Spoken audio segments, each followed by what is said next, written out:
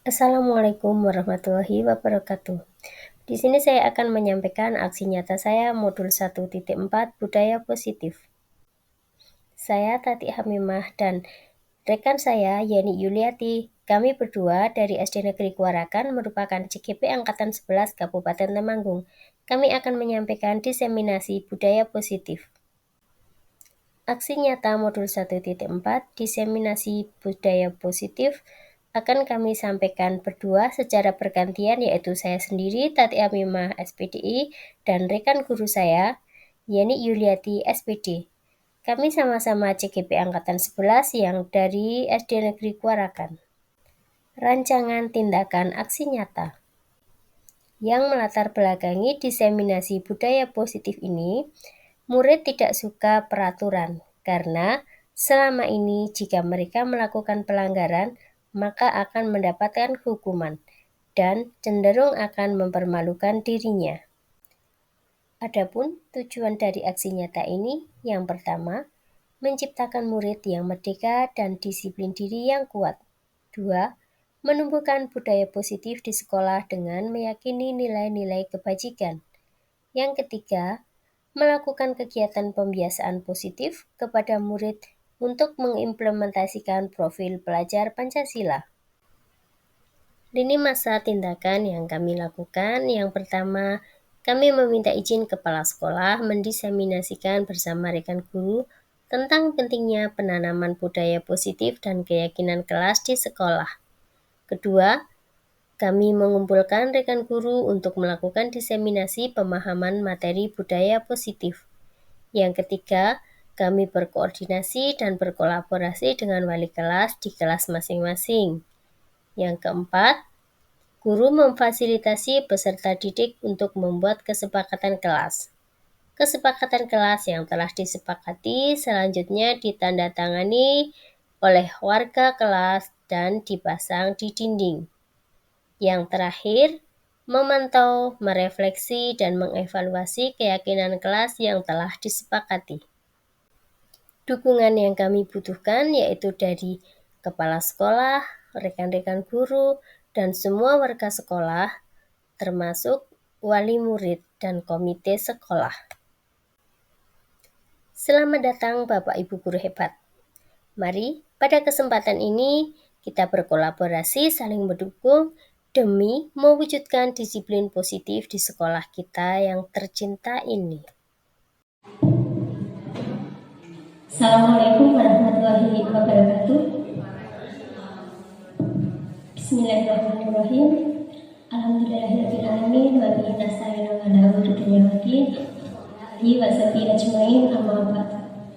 Kepada Ibu Kepala Sekolah yang saya hormati, Bapak Ibu Guru SD Negeri Kuarakan, dan juga Bapak Ibu Guru dari SD Negeri 2 Kleter yang saya hormati, pertama-tama marilah kita panjatkan puji syukur kita kehadirat Allah Subhanahu wa taala yang mana pada pagi hari ini telah melimpahkan rahmat, taufik serta hidayahnya kepada kita semua sehingga kita bisa berkumpul di ruangan ini tanpa ada halangan suatu apapun.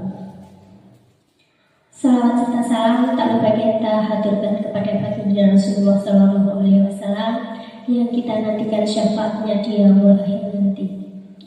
Bapak Ibu Guru, sebelumnya saya ucapkan terima kasih karena telah memenuhi undangan kami untuk diseminasi aksi nyata modul 1.4 budaya positif dari kami berdua calon guru penggerak angkatan 11 dari Kabupaten Temanggung, yaitu saya sendiri Tati Amimah dan rekan saya Ibu Yani Yuliati. Inilah profil pengajar praktik kami. Ada Bu Heni Purwoastuti dari SMP 1 Temanggung, itu adalah PP saya, dan ada Pak Heru Kuswanto dari SMP 3 Kaloran yang merupakan PP dari Ibu Yani Yuliati. Pada aksi nyata modul 1.4 ini, diseminasi positif nanti yang pertama akan disampaikan oleh teman saya Ibu Yani Yuliati.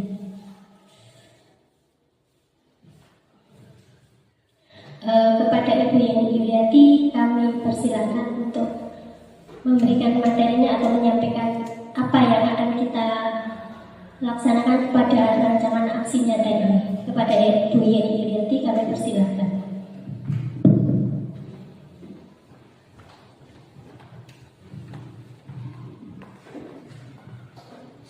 Terima kasih pada rekan saya Bu Tati Hamimah.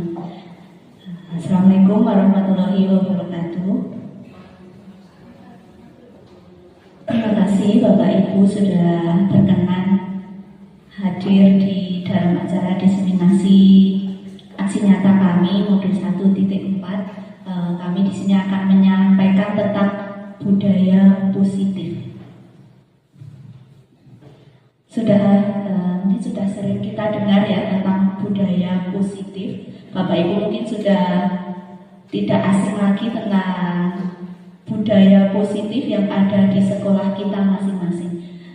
Latar belakang dari penyampaian aksi nyata budaya positif ini adalah murid tidak suka peraturan karena selama ini jika mereka melakukan pelanggaran maka akan mendapatkan hukuman dan cenderung akan mempermalukan dirinya.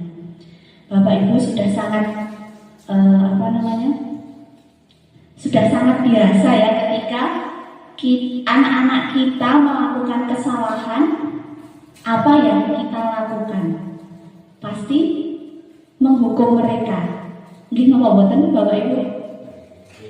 Atau adakah tindakan lain selain menghukum mereka? Mungkin Pak Yudi? Menasihati. Oh, menasihati. Ada lagi Pak?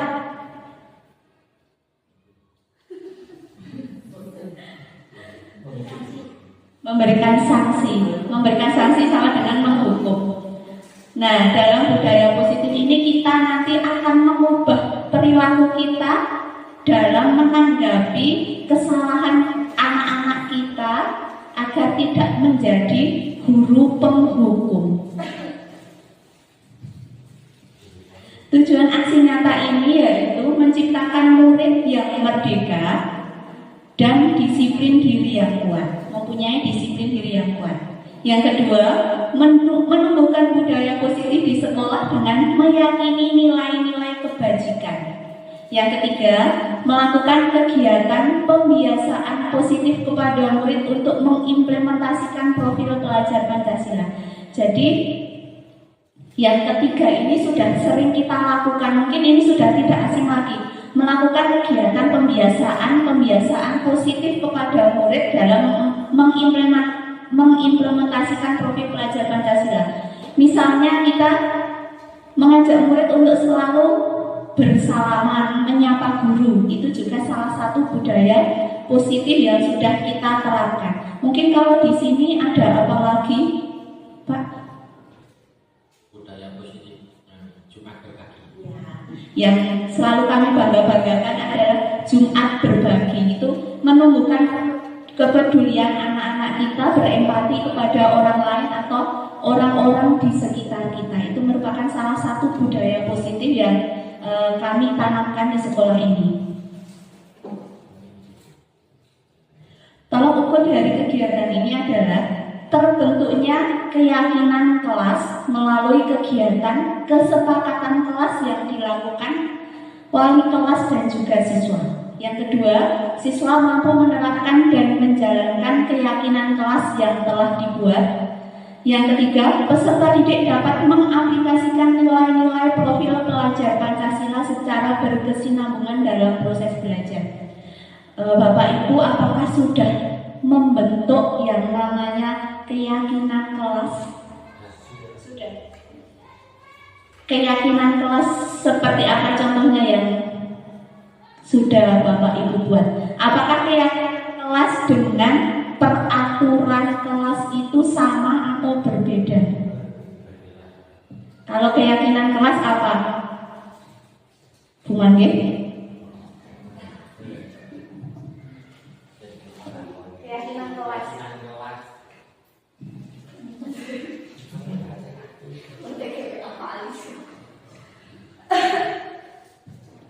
Pertanyaan keyakinan kelas apa? Keyakinan kelas itu apa? Atau bedanya dengan peraturan kelas? Keyakinan kelas itu sesuatu yang diyakini semua anggota kelas. Ya. Nah, Kalau peraturan itu lebih lebih sifatnya lebih kaku. Jadi kalau ada peraturan ini ya, nanti ada timbal baliknya. Tapi kalau enggak, peraturannya enggak dilaksanakan, nanti apa itu pasti ada. Terima kasih Bu Mangge. Ya betul, keyakinan kelas itu sesuatu yang kita yakini bersama-sama antara guru dan juga murid yang akan membentuk kelas itu menjadi impian kita, suatu keyakinan yang kita yakini dalam diri kita. Sedangkan peraturan kelas itu biasanya lebih bersifat kaku ya, mungkin agak lebih bersifat seperti mengatur dan juga nanti pasti ada sanksinya kalau peraturan itu.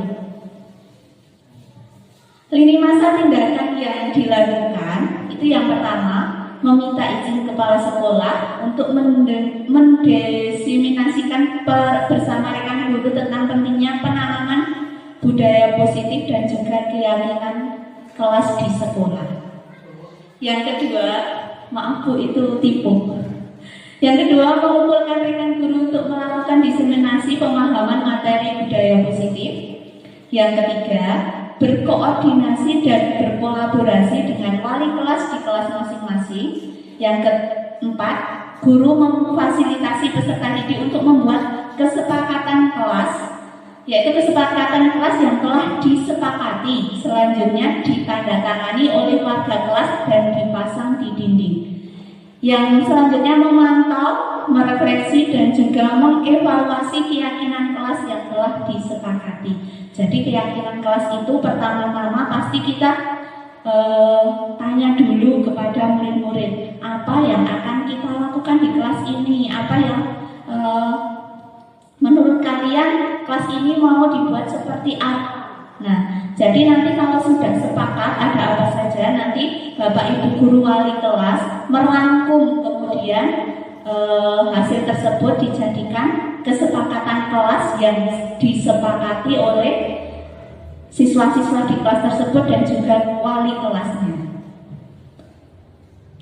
Dukungan yang dibutuhkan pastinya yang pertama dari Ibu Kepala Sekolah, yang kedua dari Bapak Ibu guru, rekan-rekan kami, dan juga warga di sekolah kami.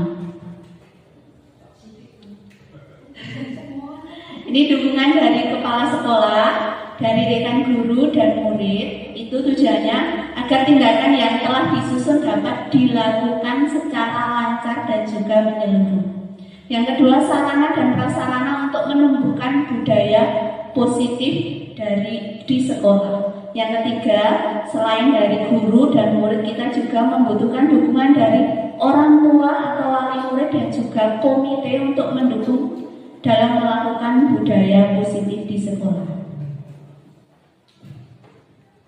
Selamat datang Bapak Guru, Bapak Ibu guru hebat. Ternyata kita itu hebat, hanya kita itu tidak menyadari kehebatan kita. Jadi mari kita tunjukkan kehebatan kita, potensi kita gali semaksimal mungkin. Pada kesempatan siang hari ini kita berkolaborasi, saling mendukung demi mewujudkan disiplin positif di sekolah kita tercinta ini. Nah, tujuannya itu untuk apa? Yang pertama, untuk memahami tentang konsep kunci dalam modul budaya positif, yaitu perubahan paradigma belajar, disiplin positif, motivasi perilaku manusia, kebutuhan dasar, posisi kontrol, restitusi, keyakinan kelas, dan juga segitiga restitusi. Yang kedua, pengalaman dan juga pembelajaran yang ada setelah menerapkan konsep-konsep kunci tersebut baik di kelas maupun di rumah. Bapak Ibu kalau tentang budaya positif sudah sering mendengar ya. Tapi mungkin untuk Bapak Ibu yang lainnya seperti restitusi dan juga segitiga restitusi itu mungkin masih asing ya. Nanti kami akan menyampaikan tentang posisi kontrol kita sebagai guru, tentang restitusi dan juga segitiga restitusi. Konsep utama dari modul budaya positif yaitu yang pertama ada disiplin positif, yang kedua nilai-nilai kebajikan, yang ketiga kebutuhan dasar manusia, yang keempat posisi kontrol guru, yang kelima keyakinan kelas, dan yang terakhir ada segitiga restitusi. Ini salah satu contoh budaya positif yang kita unggulkan di SD Negeri Kuarakan, yaitu ada yang namanya setiap hari Jumat itu ada kultum yang dilakukan oleh Bapak Ibu guru secara bergantian, dan setelah kultum nanti anak-anak berinfak ya, berarti berinfak, mengumpulkan infak, kemudian infak itu yang akan kita buat untuk Jumat berbagi. Pembelajaran dengan paradigma baru merupakan pembelajaran yang dirancang berdasarkan prinsip pembelajaran berdiferensiasi, sehingga peserta didik belajar sesuai kebutuhannya berdasarkan tahap perkembangan sesuai teori psikologi modern untuk mewujudkan profil pelajar Pancasila. Jadi pembelajaran yang sekarang sangat ngehits itu adalah pembelajaran berdiferensiasi. Ya, Bapak Ibu pasti sudah banyak mendengar, banyak belajar tentang pembelajaran berdiferensiasi. Karena pada kurikulum Merdeka ini pembelajaran yang dituntut itu merupakan pembelajaran berdiferensiasi. Nah, yang disebut paradigma itu apa? Paradigma itu suatu keyakinan atau kepercayaan yang mendasari seseorang dalam melakukan segala tindakan. Selain itu, hadirnya paradigma juga dapat mempengaruhi manusia dalam hal berpikir dan bersikap terhadap semua hal. Paradigma dapat berubah seiring perkembangan ilmu pengetahuan dan teknologi. Dan begitu, ketika ada penemuan baru atau perkembangan ilmiah, hal itu juga dapat mengubah cara manusia dalam memahami suatu fenomena. Itu yang disebut dengan paradigma. Respon dan teori kontrol. Ini tentang miskonsepsi atau kesalahan konsep tentang teori kontrol. Yang pertama, ilusi guru mengontrol murid. Kita sebagai guru kadang kan merasa murid itu di bawah kendali kita yang berkuasa. Ini mau buat Bapak Ibu? Ya. Yang kedua, ilusi bahwa semua penguatan positif, efektif dan bermanfaat. Misalnya gini, anak-anak yang mau maju atau anak-anak yang dapat nilai 100, guru kasih hadiah. Itu juga penguatan positif, tapi itu ternyata hanya ilusi bagi anak-anak. Jadi kalau anak-anak nggak dipancing dengan hadiah tersebut, mereka tidak mau melakukan sesuatu yang baik. Yang ketiga, ilusi bahwa kritik dan membuat rasa bersalah mampu menguatkan karakter. Biasanya kan kita kalau menasihati murid itu kan pasti membawa-bawa biar mereka itu merasa bersalah. Misalnya, kamu nggak kasihan sama bapak ibu kamu yang membiayai kamu sekolah, kok belajarnya di sekolah malah bermain atau seperti itu. Ternyata itu juga hanya sebuah ilusi.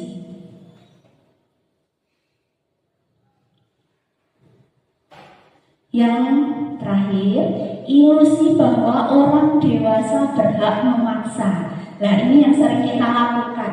Kita sebagai orang dewasa selalu memaksa kehendak anak-anak didik kita. Pernah atau tidak Bapak Ibu? Atau sering mungkin? Ya, kita itu sebagai orang dewasa sering sekali ya memaksa anak-anak kita, merasa kita itu lebih tua, lebih banyak pengalaman, dan anak-anak masih kecil, masih bisa diatur. Nah, itu yang membuat kita sering memaksa kepada anak-anak kita.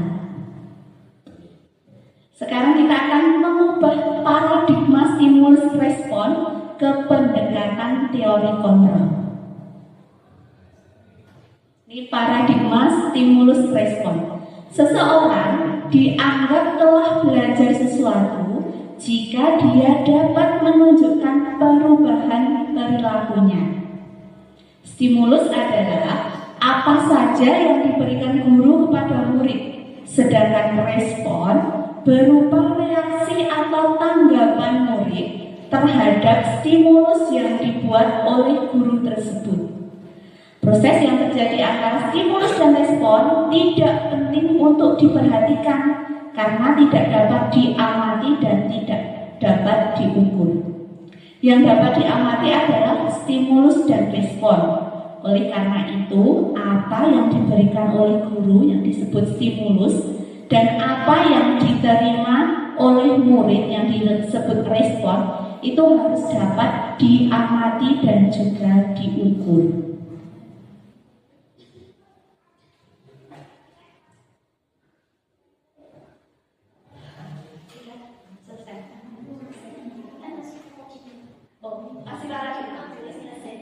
Selanjutnya, dengan mengubah paradigma, kita sebagai pendidik dari stimulus respon ke teori kontrol kita menjadi lebih humanis dalam memandang seseorang. Sebagai contoh bahwa pendidik tidak langsung menyalahkan sikap murid yang kurang baik karena menurut teori kontrol bahwa setiap tindakan pasti memiliki tujuan, sehingga pendidik dapat melakukan komunikasi dengan murid untuk menyelesaikannya. Bapak Ibu, kalau ada peserta didik kita yang salah, apakah pernah Bapak Ibu langsung menyalahkan mereka tanpa bertanya alasan dari anak-anak melakukan perbuatan tersebut itu apa? Contohnya apa Pak Ibu?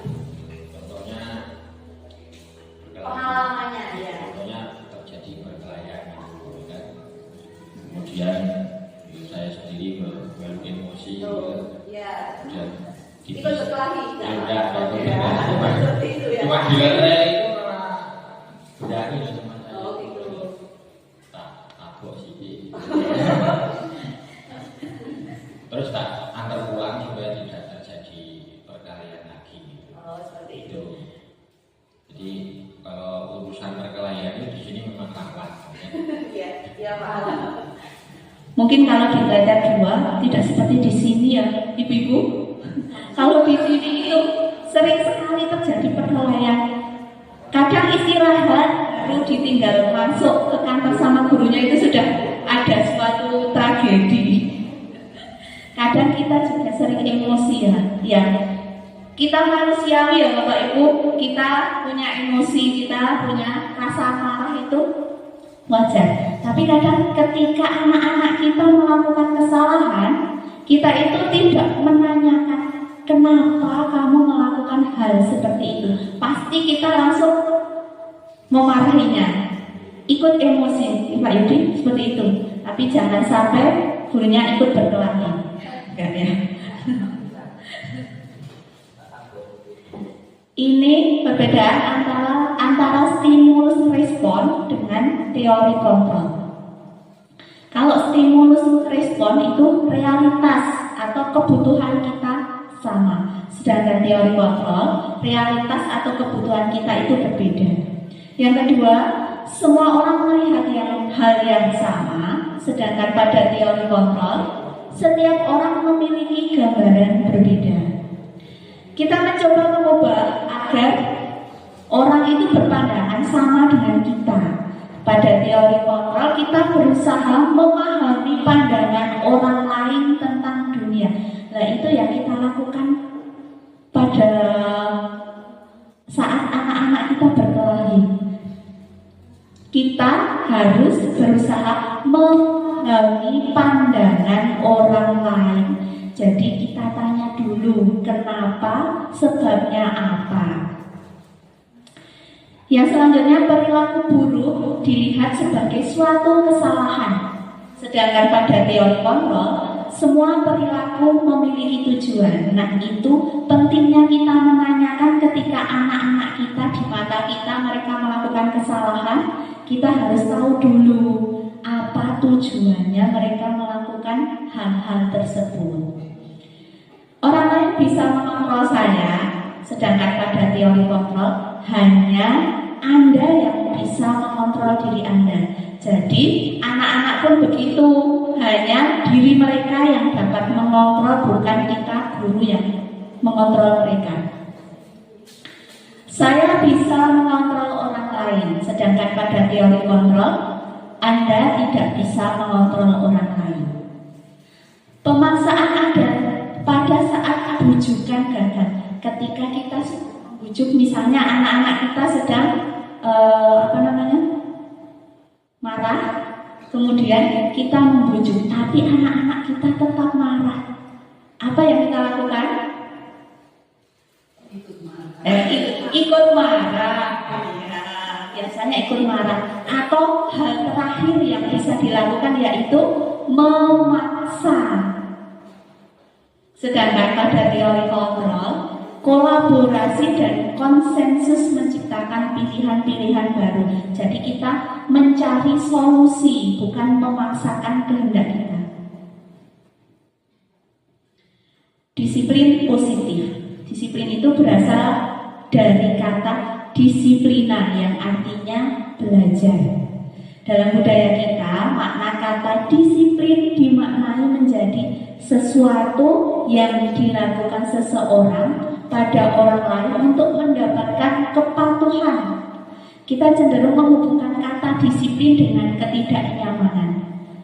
Mungkin tidak hanya anak-anak ya Bapak Ibu, disiplin bagi kita juga kadang menimbulkan ketidaknyamanan. Misalnya, peraturan kita harus berangkat pukul 7. Itu juga sangat mungkin awal-awalnya sebelum kita sadar, menyadari, pasti akan sangat tidak nyaman. Karena biasanya pukul 7 lebih kita baru sampai sekolah. Tapi sekarang sebelum pukul 7 kita harus sudah sampai. Pada saat awal-awal pasti kita merasa tidak nyaman. Yang kedua, sebagai pendidik, tujuan kita adalah menciptakan peserta didik yang memiliki disiplin diri, sehingga mereka bisa berperilaku dengan mengacu pada nilai-nilai kebajikan universal dan memiliki motivasi intrinsik, bukan ekstrinsik. Jadi kita memiliki motivasi yang timbul dari dalam diri kita sendiri, bukan karena motivasi agar dipuji oleh orang lain, agar mendapatkan penghargaan. Yang ketiga, disiplin positif merupakan penerapan salah satu cara disiplin yang bertujuan untuk menumbuhkan kesadaran serta memberdayakan anak untuk melakukan sesuatu tanpa sogokan, tanpa ancaman maupun hukuman.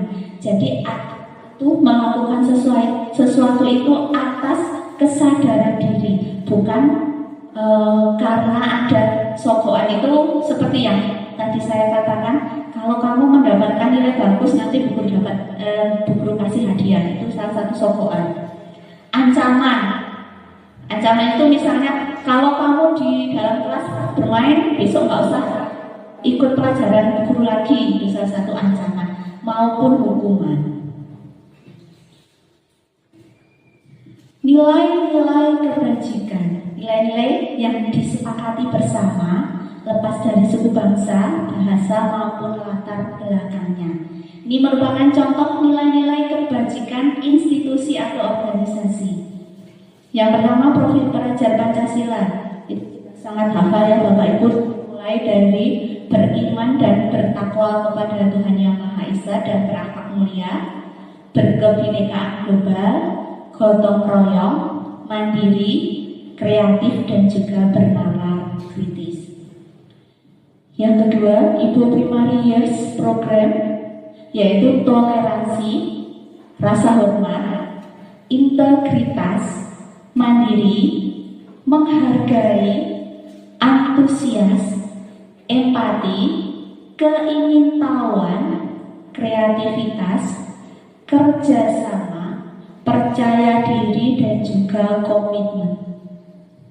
Yang selanjutnya keterampilan hidup atau life skill itu dapat dipercaya, luruh hati, pendengar yang aktif, tidak merendahkan orang lain, dan memberikan yang terbaik dari diri. Ini saya tidak bisa bacanya Bu Tati, saya baca artinya saja. Itu yang tadi bahasa Bu Tati. Iya, saya tidak bisa bacanya daripada nanti salah. Saya akan membacakan artinya saja tentang kebutuhan. Ya, ini apa saya juga tidak. Mungkin Bu Tati bisa membacanya. Itu artinya kebutuhan dasar manusia, kebutuhan kita, kebutuhan dasar kita sebagai manusia. Kebutuhan dasar manusia itu merupakan segala sesuatu yang kita lakukan untuk mendapatkan apa yang kita inginkan. Seluruh tindakan yang kita lakukan memiliki tujuan tertentu, dan tidak semua usaha terbaik yang kita lakukan adalah dalam rangka agar kebutuhan dasar kita terpenuhi dengan baik. Ini ada 5 kebutuhan dasar manusia. Yang pertama, kebutuhan dasar untuk bertahan hidup. Itu merupakan makanan, pakaian, tempat tinggal, keamanan, dan juga kesehatan. Itu merupakan kebutuhan untuk bertahan hidup. Yang kedua, kasih sayang dan rasa terima kasih. Ternyata kita butuh kasih sayang dan juga rasa terima kasih dari orang lain, ya Bapak Ibu. Itu merupakan rasa diterima, rasa kasih sayang, berbagi, dipedulikan, kerjasama, dan juga menjadi bagian dari kelompok. Ternyata mungkin ini sesuatu yang sepele, tapi ternyata bukan sepele ya. Yang ketiga, penguasaan. Itu merupakan kebutuhan dasar manusia tentang harga diri, keinginan untuk dianggap, memimpin, berprestasi, diakui, dan didengarkan. Ternyata secara tidak langsung, walaupun kita tidak menyatakan bahwa kita tidak ingin diakui, kita ingin diakui, ternyata itu juga merupakan sebuah kebutuhan diakui. Yang keempat, kebebasan, yaitu mandiri, memiliki pilihan untuk mencoba hal baru, mampu mengendalikan dirinya. Yang terakhir yaitu kesenangan, bermain, humor, tertawa, mencari kesenangan, antusiasme, kuliner, healing, dan wisata. Jadi ternyata healing, wisata, kuliner itu merupakan salah satu kebutuhan dasar. Jadi dasar itu kan berarti wajib dipenuhi, nggih Bu? Jadi kalau kita mau kulineran, kita mau healing, itu tidak apa-apa Bapak Ibu, karena itu merupakan salah satu kebutuhan dasar. Ya, itu juga termasuk kebutuhan dari kuliner. Jadi kalau kita bukan alasan penghargaan diri, itu bukan, tapi memang itu ternyata kebutuhan dasar kita. Motivasi perilaku manusia. Motivasi itu merupakan sebuah dorongan yang timbul dari diri seseorang secara sadar atau tidak sadar untuk melakukan suatu tindakan dengan tujuan tertentu. Nah, ini macam-macam motivasi. Ada motivasi ekstrinsik ya, itu tadi yang motivasi intrinsik dan ekstrinsik. Ya, untuk menghindari ketidaknyamanan dari hukuman, untuk mendapatkan penghargaan atau imbalan dari orang lain, itu merupakan motivasi ekstrinsik ya. Yang ketiga, untuk menjadi orang yang mereka inginkan dan menghargai diri sendiri dengan nilai-nilai kebajikan meneruskan yang mereka percaya itu merupakan motivasi intrinsik, motivasi dari dalam diri. Ice breaking dulu. Apa Bu Tati ice breaking? Oke. Oh, saya. Bapak Ibu mohon berdiri berpasangan dua-dua, berhadapan. Pak Yudi mau kemana? Nah, Pak Kito sama siapa Bu Tati?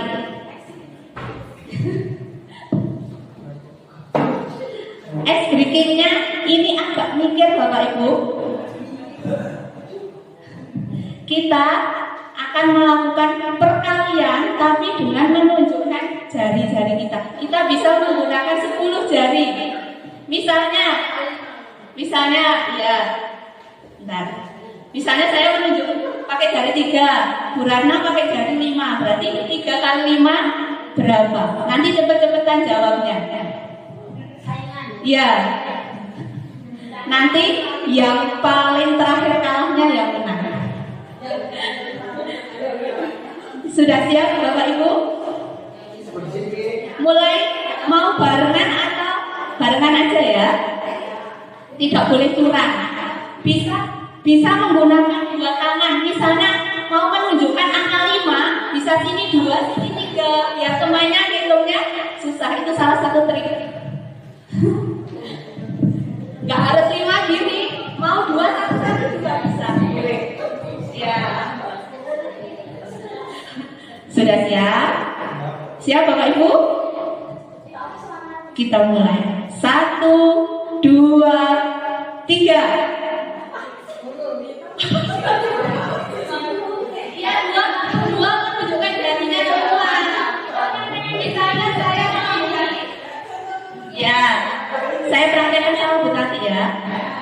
Ya Bu Tati, 1, 2, 3, 4. Wah, seperti itu. Bisa? Saya menggunakan jari 1. Bu Yeni menggunakan jari 4. Jadi digantikan ketemunya berapa? Nah, iya, cepetan jawabnya.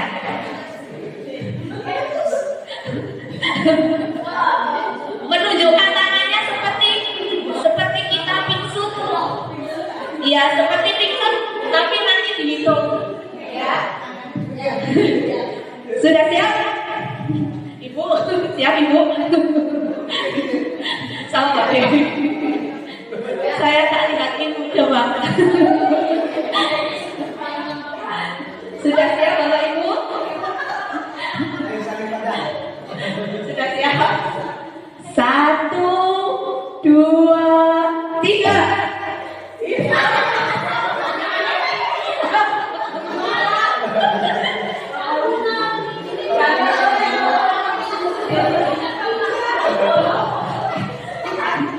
Bu Irna dan Bu Sri siapa yang menang?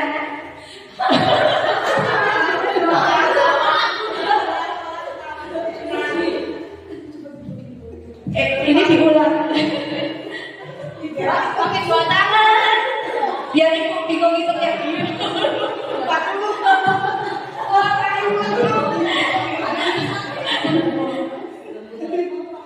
Iya.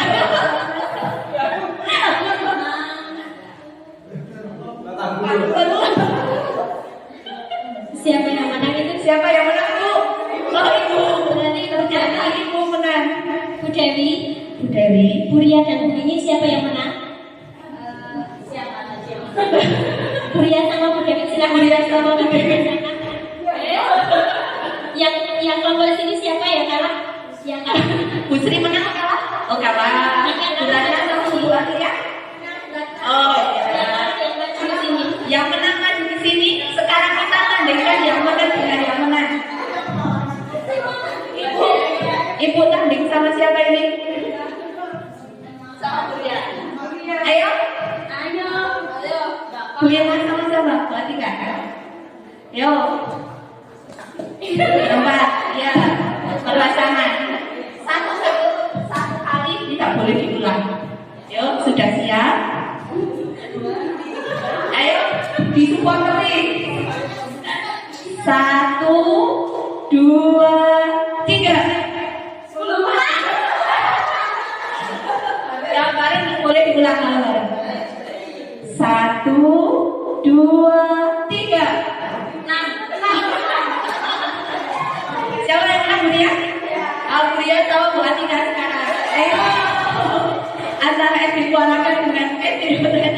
Tolong Bu ya, jangan mempermalukan.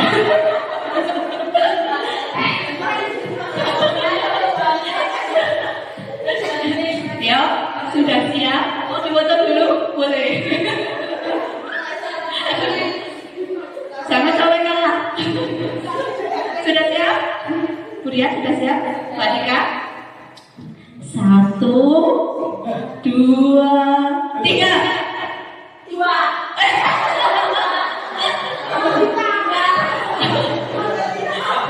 Dua kali satu itu 2 buat 3. Tepuk tangan untuk Ria pemenangnya. Terima kasih Bapak Ibu. Nanti bisa dipraktekkan di kelas dengan anak-anak ya. Kalau yang kelas rendah mungkin jangan yang tapi penjumlahan. Terima kasih. Saya lanjutkan lagi tentang konsep disiplin dengan identitas gagal. Yang pertama yaitu hukuman. Hukuman itu menyakitkan, tidak nyaman, murid takut, memaksa, murid menyembunyikan kesalahan, dan yang terakhir murid menjadi rendah diri. Kadang kalau kita memberikan hukuman ke anak kita itu tidak sadar ya Bapak Ibu. Kalau ternyata hukuman yang kita berikan itu menyakiti murid kita. Kadang karena murid takut dihukum, jadi mereka sering menyembunyikan kesalahan mereka. Mereka tidak mau berkata jujur kepada kita tentang kesalahan mereka. Yang kedua, tentang penghargaan. Yang pertama tidak efektif, merusak hubungan atau sifat iri. Yang ketiga, mematikan kreativitas. Yang keempat, menurunkan kualitas. Selanjutnya, menghukum dengan sistem ranking. Yang terakhir, merampas hak menghargai dirinya. Jadi, penghargaan itu sangat tidak efektif. Karena apa? Bisa merusak hubungan.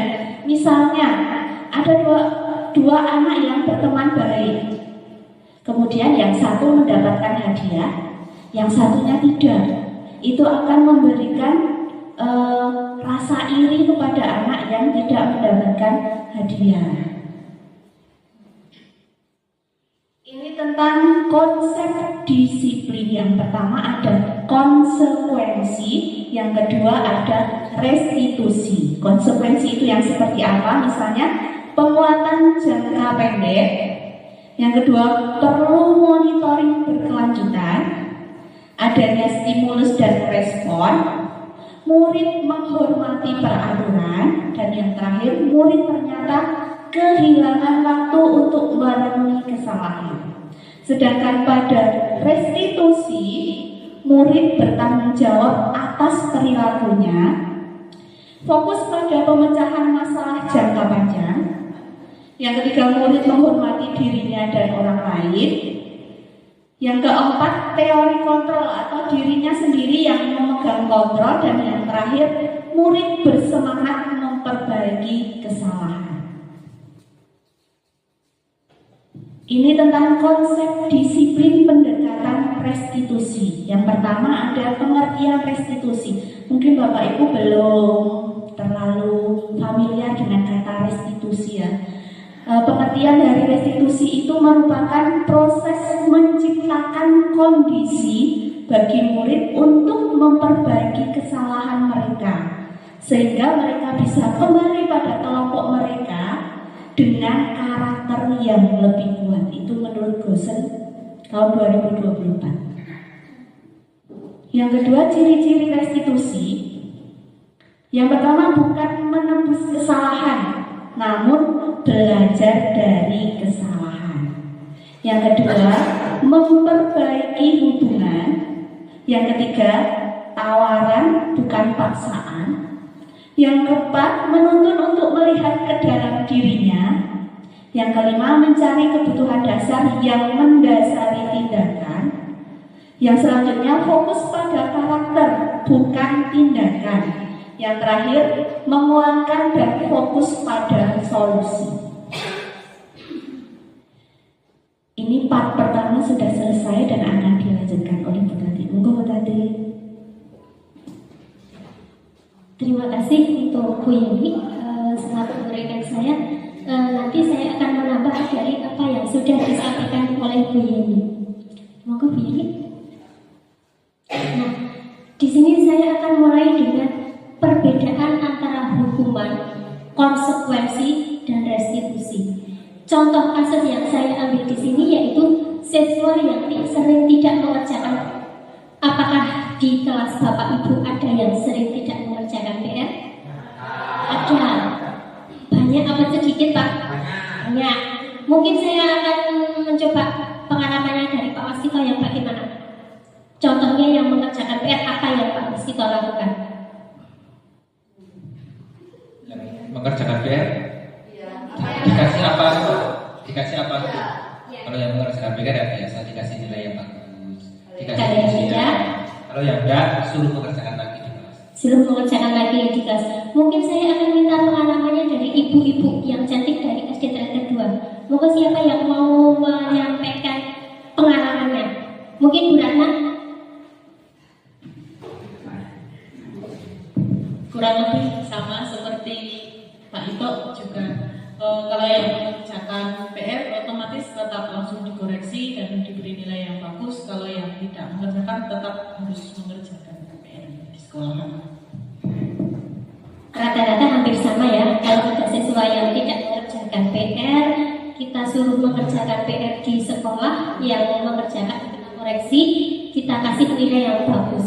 Nah, dari contoh kasus seperti ini, saya akan menyampaikan perbedaannya. Misalnya dengan hukuman, guru menghukum murid hormat bendera 5 menit. Kira-kira pernah nggak Bapak Ibu guru menghukum murid seperti itu? Pernah lihat, pernah dihukum juga, tapi belum pernah melaksanakan untuk murid ya.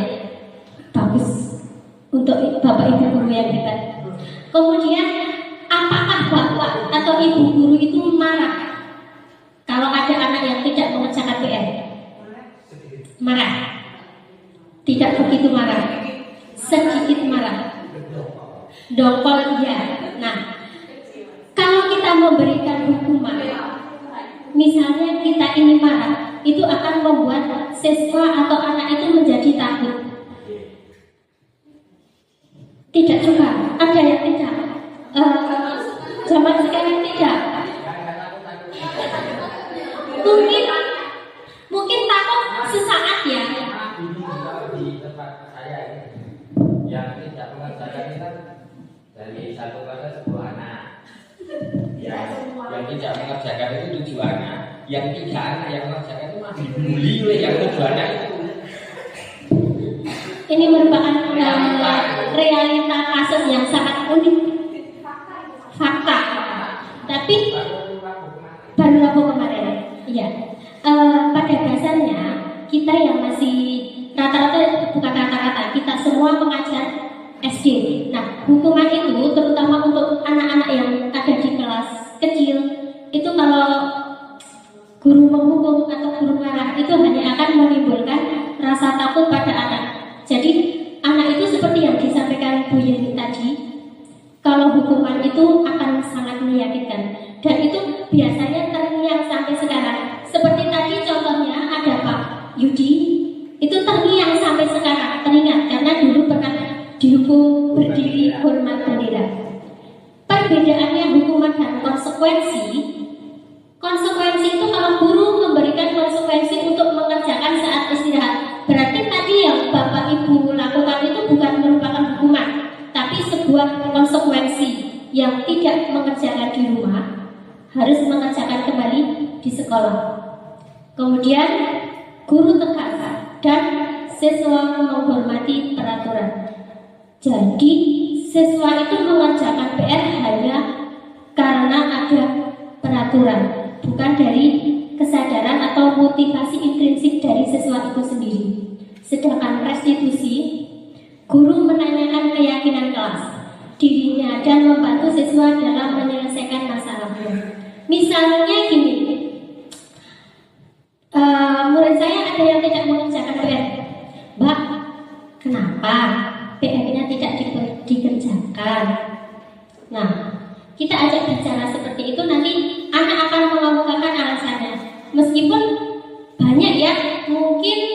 Hampir sama dengan SC kedua, lupa bu, ada nggak? Lupa bu, bukunya hilang.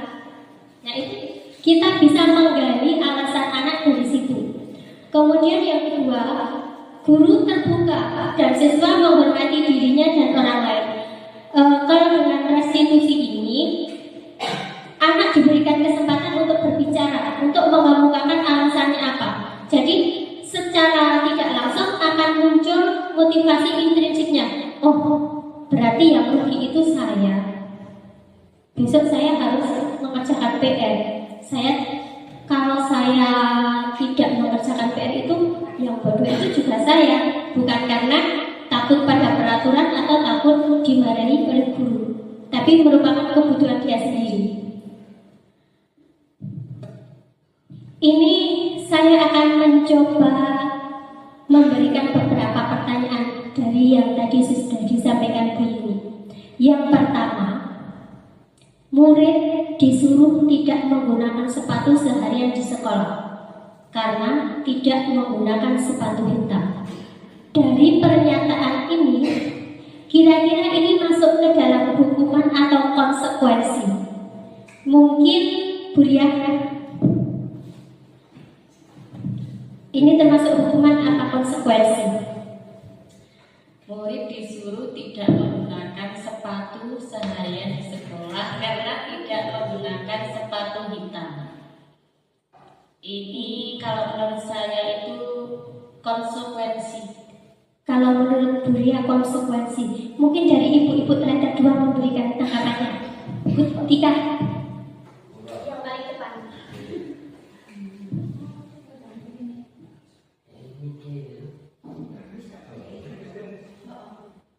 Iya, sama konsekuensi.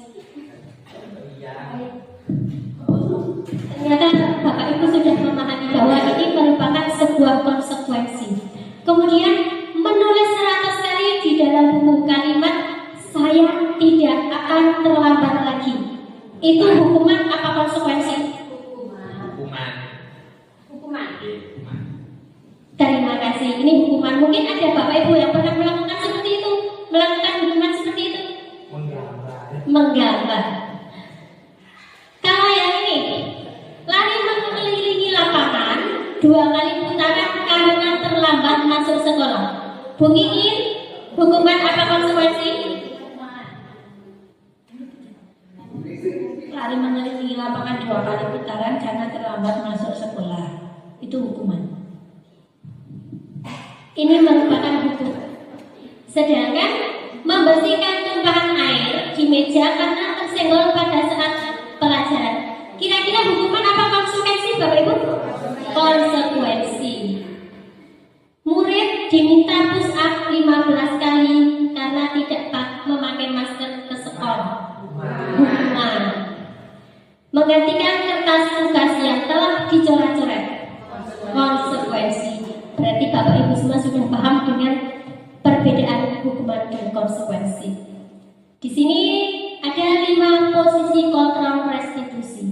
Yang pertama, penghukum.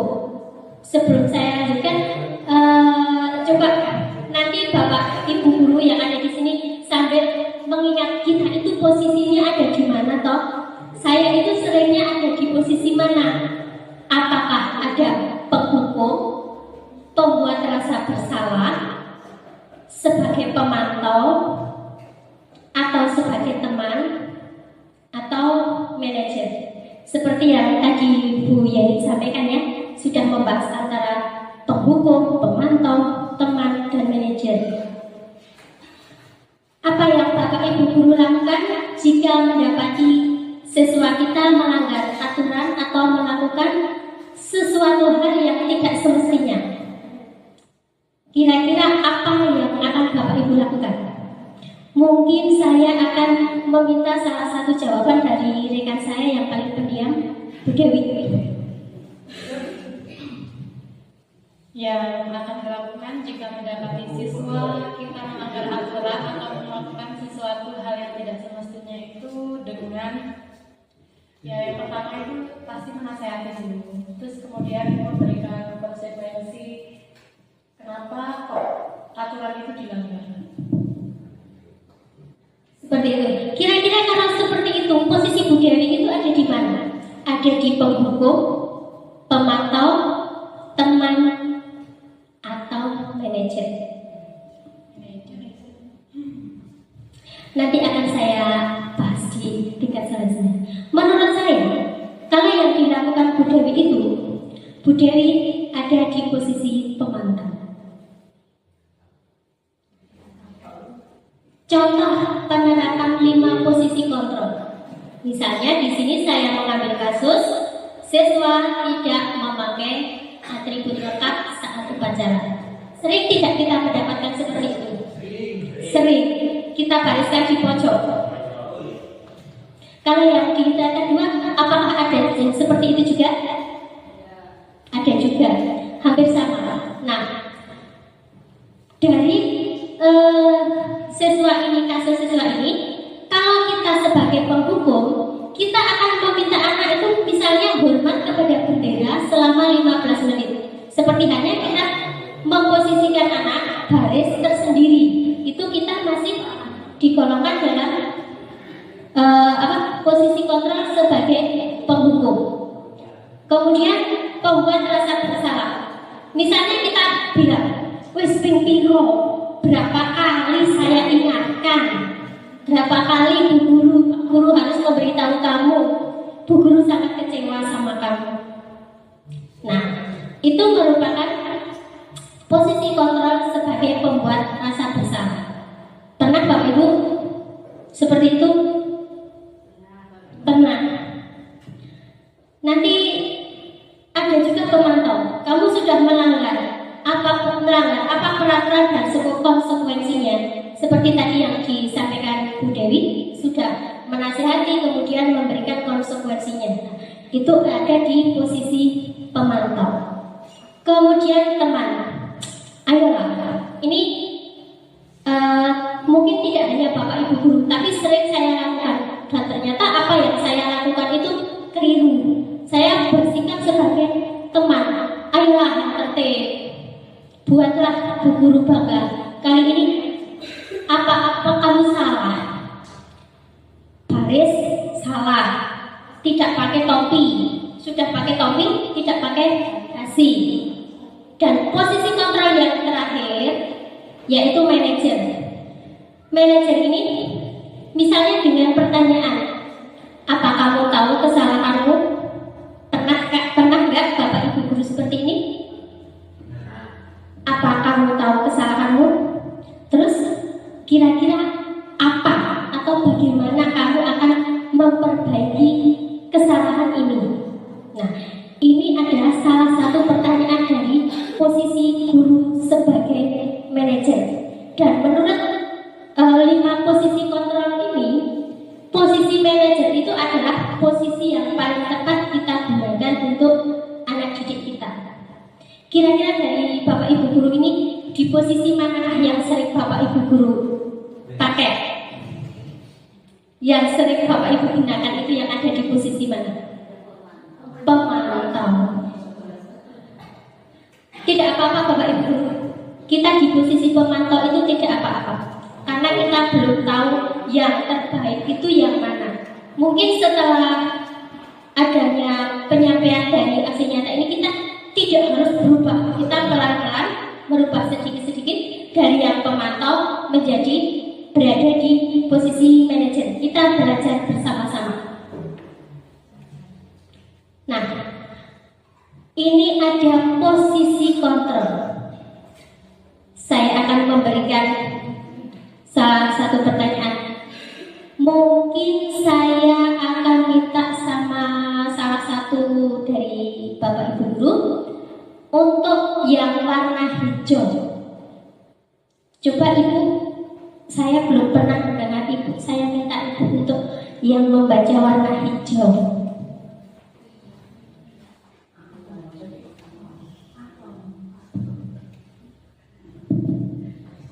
Apa rencana kamu untuk menyelesaikan masalah ini? Tindakan dan pekerjaan. Apa rencana kamu untuk menyelesaikan masalah ini? Tindakan dan apa yang akan kamu kerjakan? Mungkin maksud saya seperti itu, cuman ada tipe-tipenya Bu.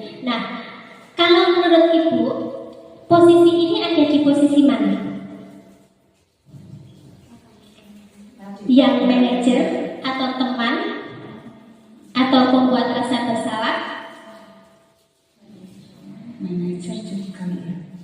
Manajer, tepat sekali Ibu. Memang Ibu sebagai manajer yang paling hebat. Tepuk tangan untuk Ibu kita. Saya minta yang ini kan masih semangat 17-an. Saya minta yang warna merah kepada Bu Irna.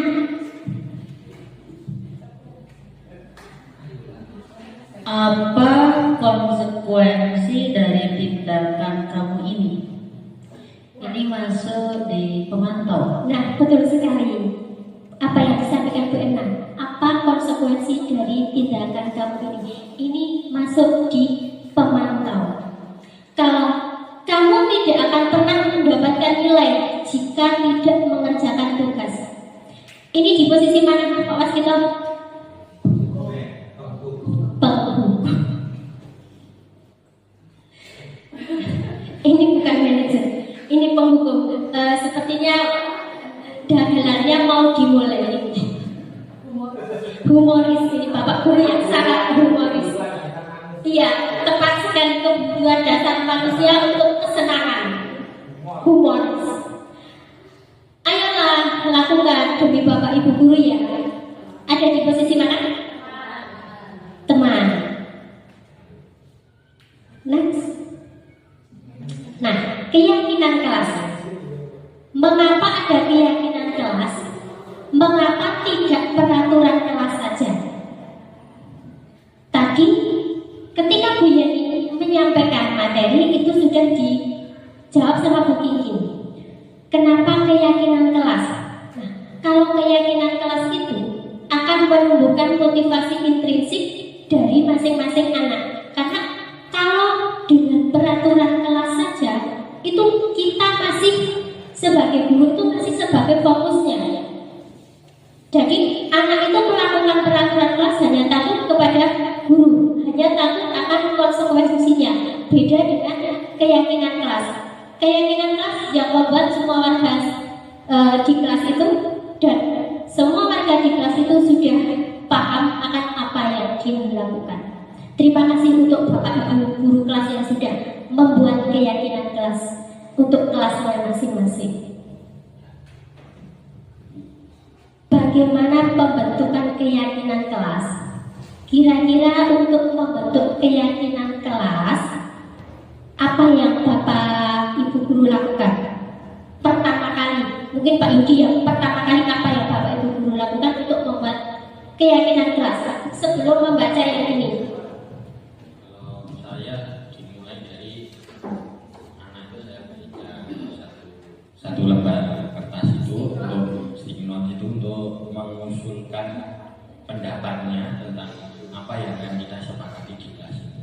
Kelas ini mau dibuat seperti apa gitu. Kemudian suruh tempel di depan itu, kemudian dari beberapa usulan itu kita ringkas menjadi kurang lebih 3 kalimat, 4 kalimat gitu. Itu saja. Kemudian terakhir itu ditempel di depan kelas dan ditandatangani juga. Terima kasih. Itu langkah yang sudah diambil oleh Pak Yudi selaku wali kelas 6. Nah, untuk bagaimana pembentukan keyakinan kelas yang benar, yang pertama lebih abstrak dari peraturan kelas. Yang kedua, seperti tadi sudah benar. Kemudian yang kedua berupa pernyataan yang universal. Ketiga, dibuat dalam bentuk positif. Jadi dalam keyakinan kelas yang kita buat itu tidak diperkenankan menggunakan kata tidak. Misalnya, tidak boleh masuk ke kelas terlambat. Nah, itu kita ganti. Jangan tidak masuk kelas terlambat. Bisa kita ganti masuk kelas tepat waktu. Kata-kata tidak jangan digunakan dalam keyakinan kelas. Kemudian yang keempat, sedikit saja agar mudah diingat. Jadi keyakinan kelas itu tidak perlu banyak-banyak, tapi yang penting anak-anak itu bisa mengingat, bisa melaksanakan, dan bisa mentaatinya. Kemudian yang kelima, semua warga kelas atau sekolah dilibatkan saat membuat. Tadi tepat sekali Pak Budi sudah memberikan stick note untuk anak-anak menuliskan apa yang mereka inginkan. kemudian ditempelkan. Itu sudah betul sekali. Kemudian disesuaikan dengan kondisi kelas atau sekolah agar mudah diterapkan.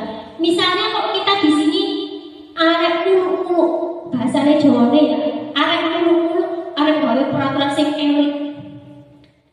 Bagus, memang peraturan yang elit itu bagus, tapi kalau tidak sesuai dengan kondisi lingkungan sekolah kita, itu hanya menjadi percuma, seperti diabaikan, begitu. Nah, ini ada perbedaan antara peraturan kelas dan keyakinan kelas. Ini kalau peraturan kelas, saya bacakan di sini. Yang peraturan kelas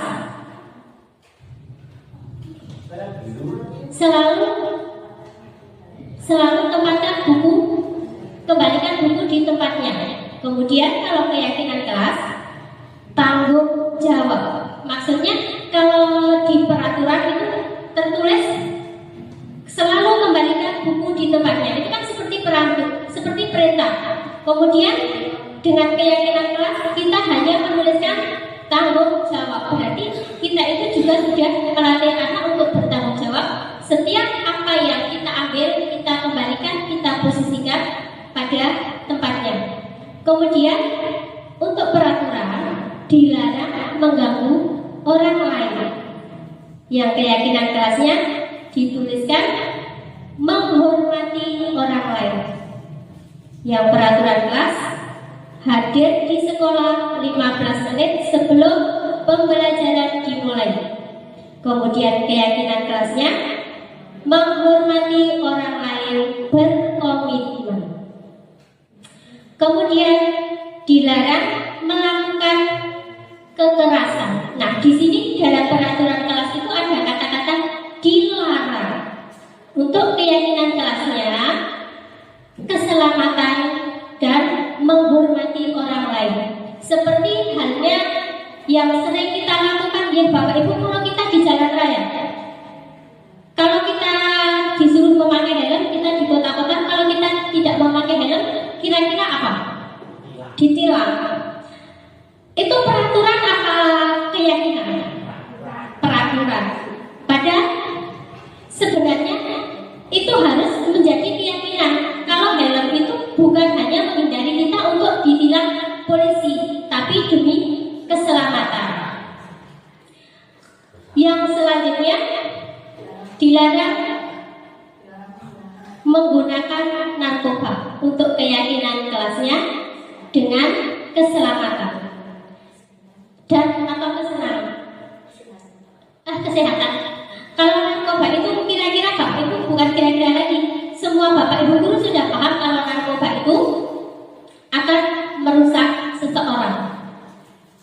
Yang selanjutnya bersabar atau menunggu giliran.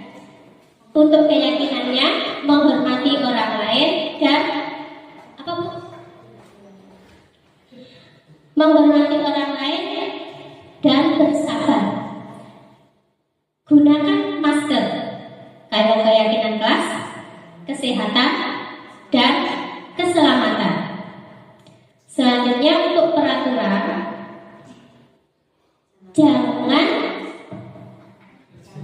jangan berlari di kelas atau di koridor. Kalau keyakinan kelas, menjaga keselamatan dan keamanan. Ini adalah salah satu contoh yang saya buat di kelas 4. Saya mengambil aksi nyata pembuatan keyakinan kelas di kelas 4. Yang pertama, anak-anak itu berdiskusi dan menuliskan tentang keyakinan kelasnya.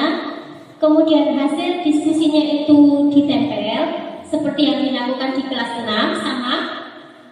Setelah ditempel, disepakati dan ditandatangani itu juga sama. Sudah, berarti kelas 6 sudah melewati atau melaksanakan keyakinan kelas dengan benar. Saya yakin karena saya lihat aksi nyata kelas 6 itu sudah di PMF itu sudah bersertifikat disiplin positif. Mungkin Bapak Ibu yang ada di sini yang sudah membuat aksi nyata budaya positif atau disiplin positif di PMM itu sudah hafal, sudah fasih dengan yang namanya restitusi, keyakinan kelas, dan tadi posisi kontrol. Nah, ini hasil dari keyakinan kelas 4 yang saya buat. Bertanggung jawab melakukan tugas piket, bersikap jujur, bersikap tenang saat pelajaran berlangsung. Kira-kira kalau keyakinan kelas itu dulu saya membuat sendiri, jangan berisik ketika pelajaran atau tidak boleh berisik ketika pelajaran. Ternyata yang saya lakukan itu keliru. Bersikap tenang saat pelajaran berlangsung, bersikap sopan dan menghormati guru, saling tolong menolong, dan hidup rukun dengan teman. Ini adalah segitiga restitusi, yaitu suatu proses dialog yang dijalankan oleh guru agar dapat menghasilkan murid yang mandiri dan bertanggung jawab. Di sini segitiga restitusi itu ada dimulai dari menstabilkan identitas dulu.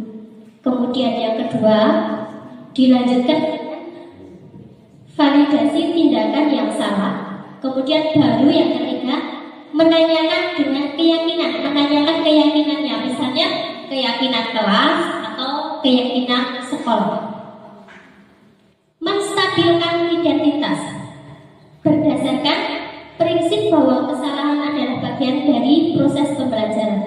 Misalnya dengan pertanyaan, berbuat salah itu tidak apa-apa, tapi jangan kita terus rapopo nggak salah, sesuk balik itu enggak. Nanti ada kalimat seterusnya yang membangun motivasi anak. Tidak ada manusia yang sempurna. Atau kalimat, saya juga pernah melakukan kesalahan seperti itu, atau kita bisa menyelesaikan ini. Sedangkan untuk validasi tindakan yang salah, berdasarkan prinsip setiap perilaku berupaya memenuhi suatu kebutuhan. Misalnya, padahal kamu bisa melakukan yang lebih buruk dari ini, kamu pasti punya alasan mengapa melakukan hal ini. Nah, itu kita mencari alasan dari anak. Kalau anak itu membuat suatu kesalahan, mungkin pengalaman di kita ya, yang dulu sering seperti itu ya. Kemudian kamu patut bangga pada dirimu, meskipun anak itu salah, kita tetap berikan semangat. Kamu patut bangga pada dirimu sendiri, karena kamu telah melindungi sesuatu yang penting buat kamu. Pasti saya yakin Bapak Ibu guru itu dengan saya menyampaikan ini akan ada yang terngiang dengan kejadian anak yang sudah kita lewati dulu. Next. Kemudian yang segitiga restitusi yang ketiga yaitu menanyakan keyakinan kelas berdasarkan prinsip teori kontrol, bahwa pada dasarnya kita termotivasi secara intrinsik. Misalnya kita memberikan pertanyaan, apa keyakinan kelas yang telah kita sepakati bersama? Seperti yang tadi, kalau sedikit anak akan ingat, oh saya melanggar kesepakatan kelas yang ini. Apa nilai-nilai umum yang telah kita sepakati? Apa bayangan kita tentang kelas yang ideal? Misalnya anak membuat gaduh, kita panggil, kita ajak berdiskusi, kita menggunakan segitiga restitusi. Nah, intinya kita kan akan bilang jangan berisik di kelas, tenang saat di kelas. Tapi kita ajak bicara dulu bayangan, apa bayangan tentang kelas yang ideal. Misalnya kelasnya nyaman, kelasnya tertib. Kemudian kamu mau jadi orang seperti apa? Penerapan segitiga restitusi yang pernah dilakukan. Nanti kami akan menayangkan contoh penanganan kasus dengan menggunakan segitiga restitusi. Kasus yang pertama ini saya lakukan. Ini sebenarnya bukan hanya rekayasa tapi hampir mendekati kenyataan. Murid saya itu ada yang namanya Sakila, adalah murid kelas 5 yang sering marah-marah, tidak bisa mengontrol emosinya. Sakila ini sering marah sama temannya karena kesel jilbabnya itu selalu ditarik-tarik oleh temannya. Kemudian saya memanggil Sakila untuk mengajak diskusi dan mendengarkan semua alasan Sakila menggunakan langkah segitiga restitusi. Setelah masalah selesai, Sakila berjanji tidak akan mengulangi. Semoga benar-benar tidak mengulanginya dan akan belajar menahan amarah serta sabar.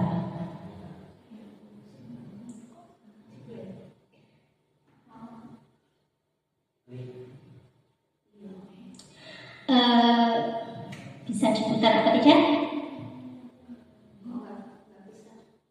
Oke, kalau tidak bisa diputar, saya putarkan yang di skip dulu yang aslinya.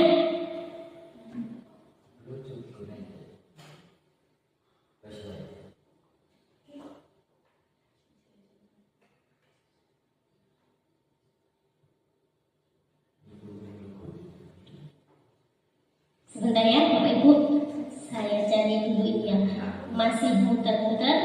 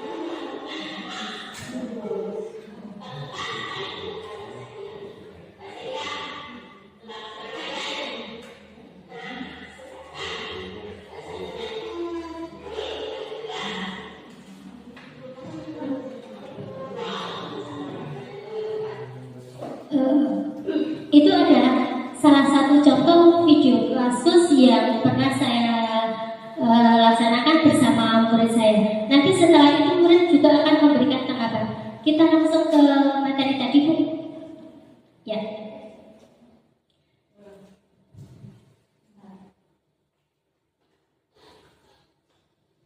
Nah, itu ketika si Sakila ini memberikan tanggapan setelah kita melakukan diskusi.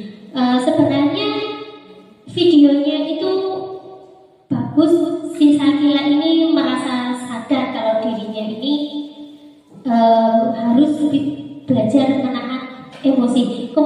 anak-anak itu akan merasa senang dengan adanya diskusi dengan segitiga restitusi ini.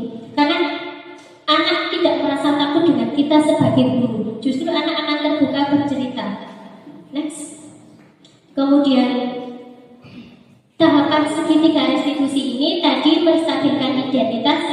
Saya bilang Mbak Sakila, tadi Bu Guru dengar laporan dari salah satu teman kamu, katanya kamu berkekal ya di kelas. Kalau tadi di videonya itu tidak jelas, karena maaf pada waktu pembuatan video itu saya lagi bilang suaranya gendang-gendang. Kemudian segitiga restitusi yang kedua, validasi tindakan yang salah. Terus apa dong yang Mbak Sakila lakukan? Yang ketiga, menanyakan keyakinan kelas. Dengan saya bilang, apakah manhaj Mbak Sakila sudah sesuai dengan keyakinan kelas kita? Next. Kasus 2 ini juga kelas 5. Nggak tahu kenapa saya itu paling suka dengan anak-anak kelas 5. Di sini ada murid saya Akil. Saya tanya, sebelum saya ajak diskusi itu sebelumnya sudah saya tanya, Akil kenapa kemarin tidak masuk?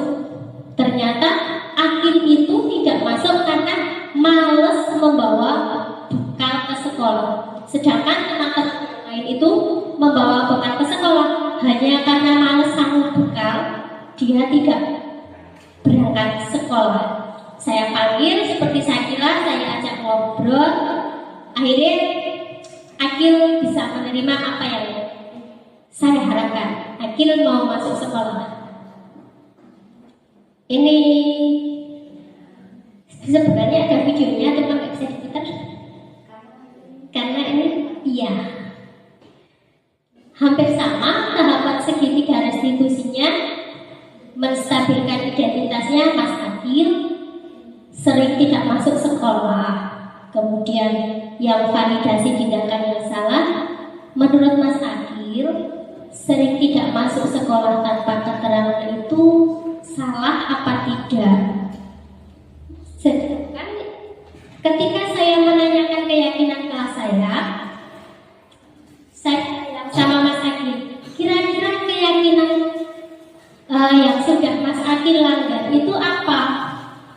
Nah, Akil di sini mengingat keyakinan yang dibuat, karena yang saya lakukan selain sudah guru kelas masing-masing membuat keyakinan kelas, saya juga membuat keyakinan kelas dengan anak-anak khusus untuk pelajaran PAI dan PKS. Itu keyakinan kelas tersendiri sudah saya buatkan videonya. Mungkin untuk guru kelas 5 itu sudah melihatnya. Sepertinya mungkin kalau sudah saya share di grup, mungkin video kelas 5 ketika menyampaikan apa yang mereka inginkan itu ada di videonya itu. Next. Nah, kalau ini kasus yang ini kasus 1 ini juga kelas 5. Namun kasus Yola ini ditangani sama rekan saya, Bu Yani. Mungkin Bu Yani bisa menyampaikan karena ini yang melaksanakan Bu Yani. Maka Bu Yani. Terima kasih Bu Tati. Hampir sama seperti langkah-langkah yang dilakukan Bu Tati tentang kasus ini. Yang pertama saya lakukan menstabilkan identitas, yaitu dengan menanyakan apakah Mbak Yola tadi Bu Guru dengar kalau Mbak Yola itu bertengkar di kelas. Yang kedua, validasi tindakan yang salah itu menanyakan terus apa yang Mbak Yola lakukan. Yang ketiga itu menanyakan keyakinan kelas, apakah kemarahan Mbak Yola sudah sesuai dengan keyakinan kelas kita. Hampir sama seperti Bu Tati. Itu yang kasus pertama. Yang kasus kedua itu yang anak terlambat masuk kelas karena sering bangun kesiangan. Itu juga langkahnya hampir sama seperti tadi, menstabilkan identitas, validasi tindakan yang salah, dan menanyakan keyakinan kelas. Ternyata kita melakukan hampir sama ya Bu Yani. Kasusnya juga kita ternyata semuanya cinta ya. Meskipun cinta dengan semua anak-anak didik kita, kasus yang kita unggah di sini ternyata semuanya sama dari kelas 5. Nah, kita sudah sampai di penutup.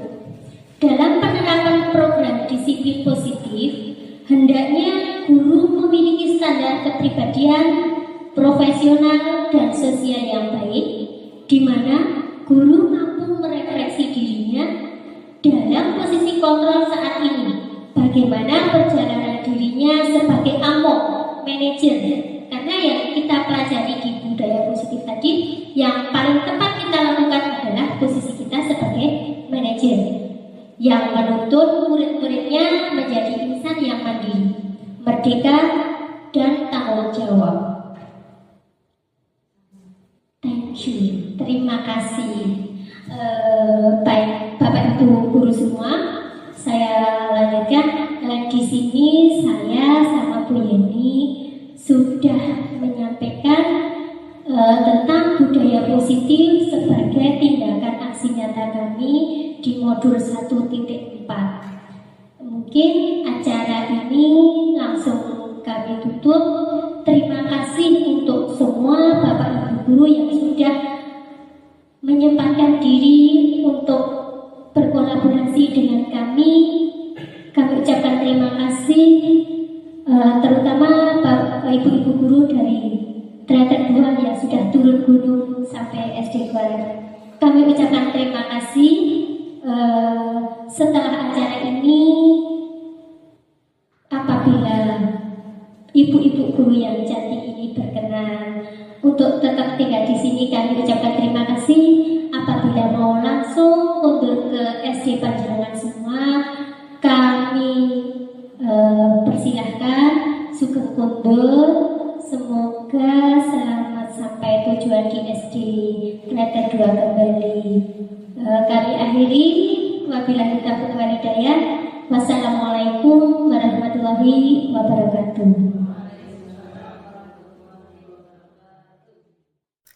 Keyakinan kelas. Pada aksi nyata ini, saya membuat keyakinan kelas di kelas 4 SD Negeri Kuarakan. Inilah dokumentasi pembuatan keyakinan kelas di kelas 4.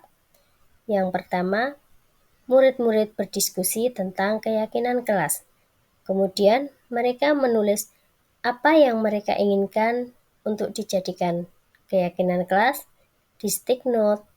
Kemudian, hasil diskusi keyakinan kelas tersebut ditempelkan di dinding. Setelah ditempelkan di dinding, kami memilah mana keyakinan kelas yang mau disepakati. Kemudian, setelah keyakinan kelas terbentuk, ditandatangani, kemudian ditempel di dinding untuk ditaati semua warga kelas 4. Adapun hasil keyakinan dari kelas 4, yang pertama, bertanggung jawab melakukan tugasnya. Yang kedua, bersikap jujur. Yang ketiga, bersikap tenang saat pelajaran berlangsung. 4. Bersikap sopan dan menghormati guru. Kelima, saling tolong-menolong. Dan yang terakhir, hidup rukun dengan teman. Inilah aksi nyata saya bersama rekan guru saya sesama CGP Angkatan 11 dari SD Negeri Kuarakan, Kabupaten Temanggung. Terima kasih. Wassalamualaikum warahmatullahi wabarakatuh.